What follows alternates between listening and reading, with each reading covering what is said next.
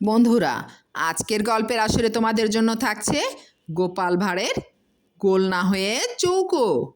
মহারাজ একদিন গোপালকে জিজ্ঞাসা করলেন, আচ্ছা গোপাল, টাকা যদি গোল না হয়ে চৌকো হতো তবে কেমন হতো? এতে ভালো মন্দ কি দাঁড়াতো বলো তো শুনি। গোপাল চিন্তা করে বলল, গোলের জন্য যত গণ্ডগোল।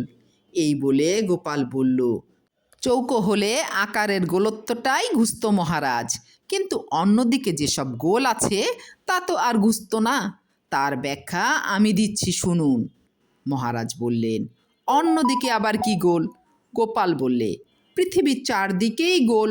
টাকা দিতে গোল, পেতে গোল, হিসেবে গণ্ডগোল, হারালে শোরগোল। যার টাকা আছে সে ছাগলের মতো সবেতেই মুখ দিয়ে বেড়ায়, আর যার নেই সে পাগলের মতো সারা দিন ঘুরে বেড়ায়। টাকার শোকে ব্যাকুল নয়, এমন দেশ ভূগোলে নেই।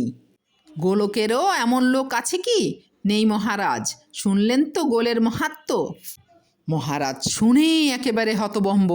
গোপাল ভাঁড়, সত্যিই তোমার তুলনা তুমি। তোমাকে বাহাবা না দিয়ে পারছি না।